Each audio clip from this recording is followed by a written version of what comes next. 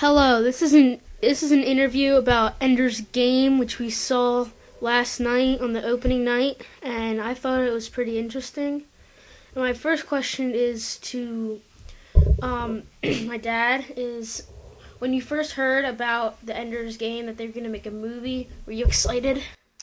Yes, this is Nick's dad, John, and I was very excited about the movie when I heard about the movie. So I've read Ender's Game probably 3 times, and it became Orson Scott Card, who wrote the book, became one of my favorite authors because of Ender's Game, and so I was pretty excited when I heard they were making a movie. Well, what did you think about the movie?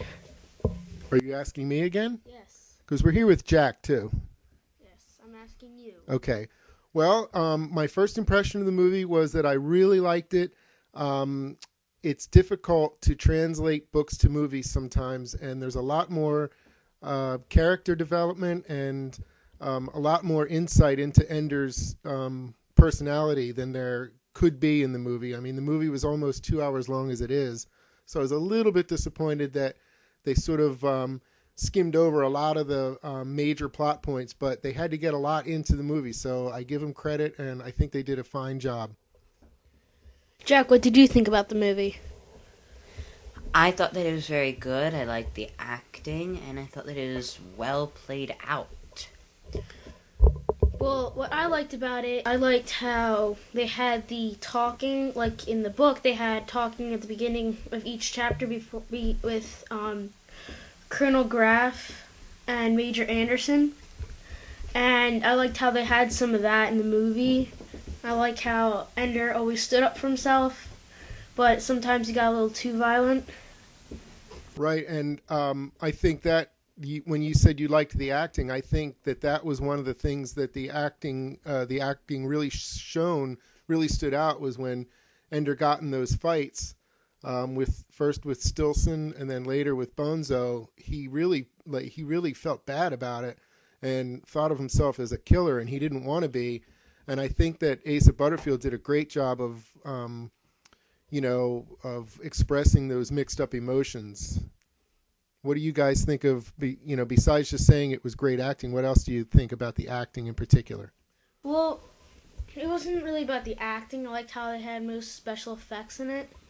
Like, I liked how they had that spaceship, and when that, I thought it was kind of cool when that one kid, he puked and it was like just floating around. I thought it was kind of cool. It was cool, but it was gross too, wasn't it?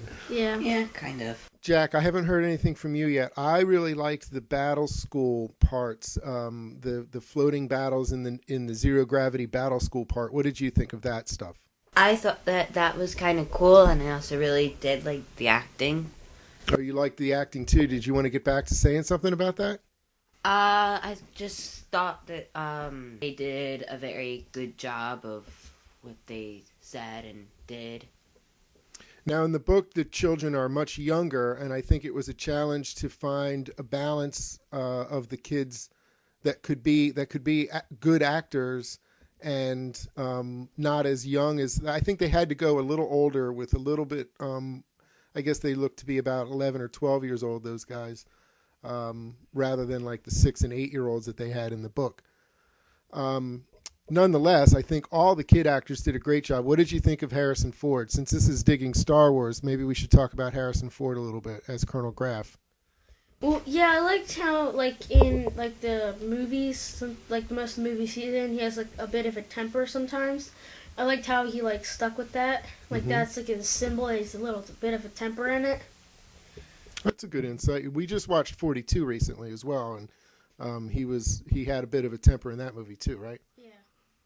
How about you, Jack? Did you like Harrison Ford's performance as Colonel Graff? Yeah. Yeah, I think he did a pretty good job. And so we've talked about the special effects in the battle school. We've talked about the acting to a certain extent. Anything else that stood out as good or bad in the movie? Well, I liked how in the end he was, like, sort of determined to find a new home for the, like, queen of the aliens. But it kind of also disappointed me. Because, like, at the end, I was, like, kind of confused. I'm like, why is he doing that? But after we got home, my dad was explaining it to me, and then I finally understood it. Mm-hmm.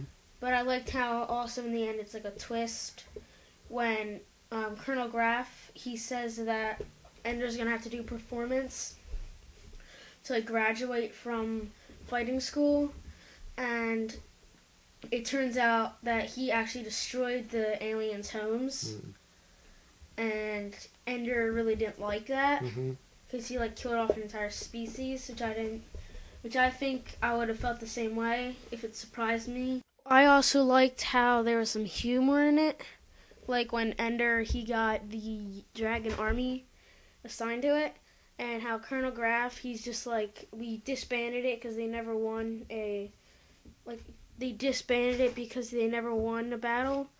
And Ender's like, well, why don't you just give me another army? Colonel Graff's like, it's because we already have the uniforms. And I thought that was pretty funny. Yeah, they have to have a little bit of comedy in there just to lighten the mood, right? Yeah. And I also liked how they had like those little game tablets and how he unlocked that mind game. Oh, yeah. I thought it was kind of like weird that his like Ender got into the game, so did Peter and Valentine. So this brings up the idea that the Queen was talking to Ender in some way. And I think, Jack, didn't you say that before, that you liked that idea? Yeah, I did. So Major Anderson set that game up so that Ender would make choices and deal with frustration.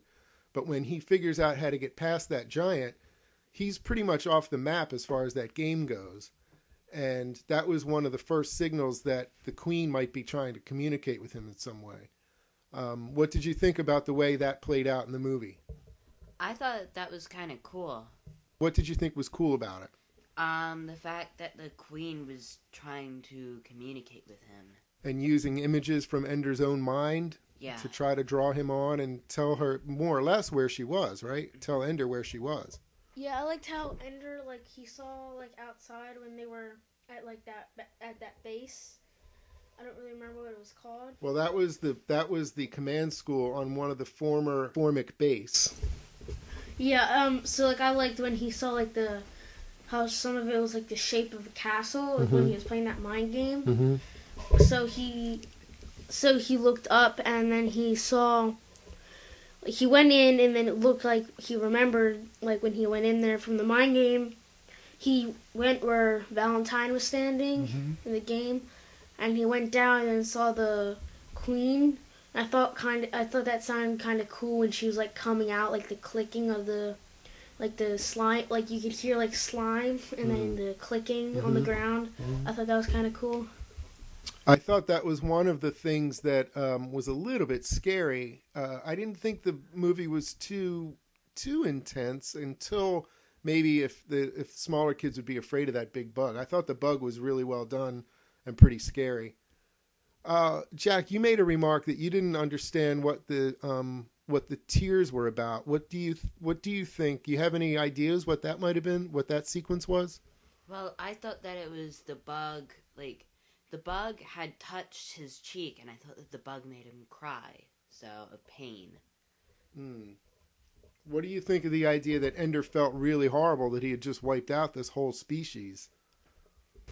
Well, that's another thing that I just thought about. Well, I think I realized why he was like crying when he was looking at the alien is because first off he destroyed their entire planet, so now if she wanted to go back to the planet there would be no way she could because it was all destroyed, and also she was dying and she had like babies. And he kind of felt bad, so he was like taking them out, looking for a new home for them to settle on. Which I thought that he was like upset about because he's like he actually saw one and he really didn't realize how they actually looked and what actually happened.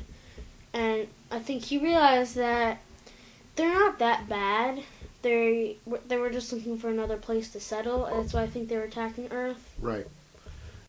The movie starts with a quote, something to the effect of, "When I know my enemy, I love them." And that was something that Ender struggled with throughout the movie. Is he was really good at finding the enemy's weakness and understanding the enemy, but in the moment that he fully understands them, he has a lot of empathy and a lot of sympathy for them. So that was one of the things that at the end of the movie when he encounters the Queen really played into that. And again, I think just a great example of his acting.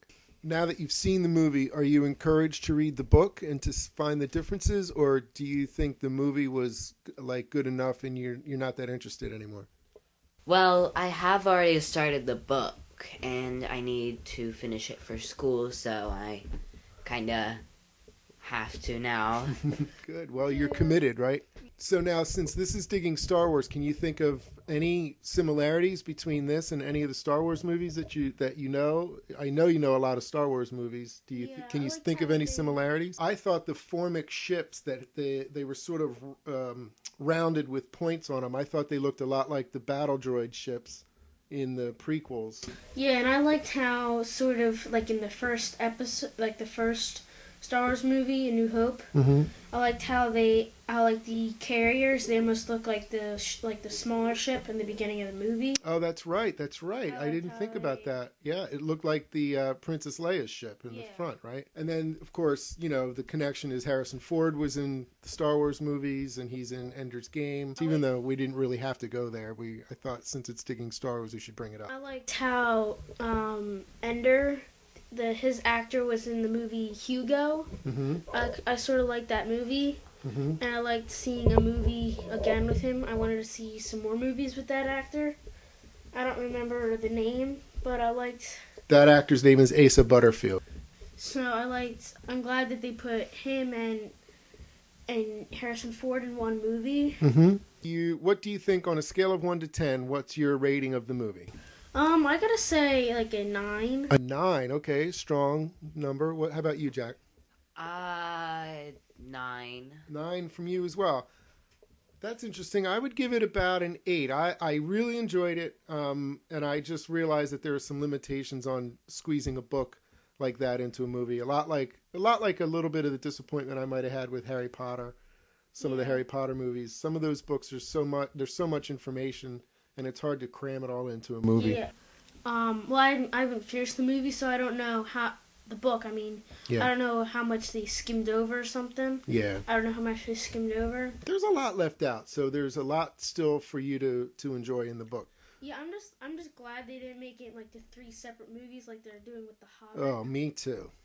The Hobbit is like one book, and they're making it to 3 separate movies. Okay. Well, let's not get too far. Let's not get too far off the subject. So we got 2 9s and an 8 from this family. So that's a strong 8.75 about, right? Okay. Well, that's it. I guess that's our discussion about Ender's Game for today, and we really want you to go see the movie. We liked it quite a bit, and I think it's worth taking in, especially if you're a sci-fi fan. It's an important book in sci-fi history, so go see the film.